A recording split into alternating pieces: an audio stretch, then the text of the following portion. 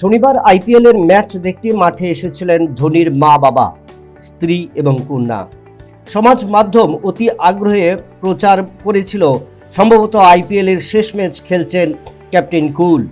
কিন্তু রবিবারই তার স্পষ্ট জবাব জানিয়ে দিলেন মহেন্দ্র সিং ধোনি। পরিষ্কার জানিয়ে দিলেন দিল্লির এই ম্যাচে অবসর গ্রহণ করছেন না তিনি। আরও বেশ কিছুদিন ক্রিকেটে নিজেকে ডুবিয়ে রাখতে চান মাহির। স্পষ্ট ভাষায় ইঙ্গিত মিলল আরও দুটো আইপিএলে নিজেকে ধরে রাখতে প্রস্তুত ভারতের এই কিংবদন্তি ক্রিকেটার।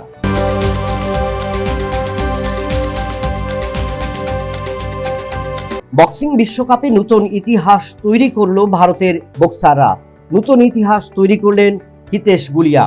পুরুষদের 70 কেজি বিভাগে স্বর্ণপদক জয়লাভ করে নতুন কৃতিত্ব স্থাপন করলেন এই বক্সার। ব্রাজিলের ফোজ দো গুয়াতে অনুষ্ঠিত আসরে স্বর্ণপদক এলো হিতেশের হাত ধরেই ভারতের ঘরে। হরিয়ানার 20 বছরের এই বক্সার সেমিফাইনালে 5-0 ব্যবধানে ফরাসি বক্সার মাকান্ট্রুকে হারিয়ে ফাইনালে পৌঁছেছিলেন। সব মিলিয়ে এবারের এই আসরে ভারতের ঝুলিতে একটি স্বর্ণপদক, একটি রৌপ্য পদক সহ 4টি ব্রোঞ্জ পদক।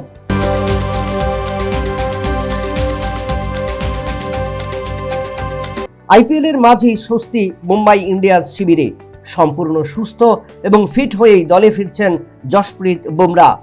জাতীয় ক্রিকেট একাডেমিতে বিশ্রাম এবং চিকিৎসার পর দীর্ঘ 4 মাস বাদে 22 গজে ফিরছেন এই pace bowler.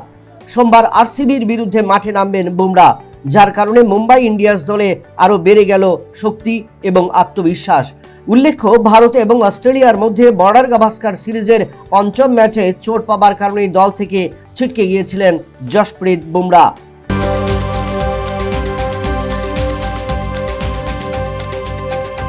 Lessons face of নামে পরিচিত দুটো স্কিডাও ঘোষণা হলো। একদিকে বার্সেলোনা, অন্যদিকে রিয়াল মাদ্রিদ।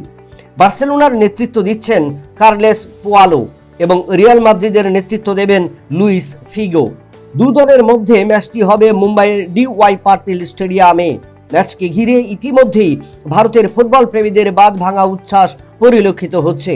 মূলত ভারতের ফুটবলের উন্নতির লক্ষ্যেই এই ফুটবলের জনপ্রিয়তা বৃদ্ধিতে এই ম্যাচ অনুষ্ঠিত হচ্ছে রবিবার সন্ধ্যায়।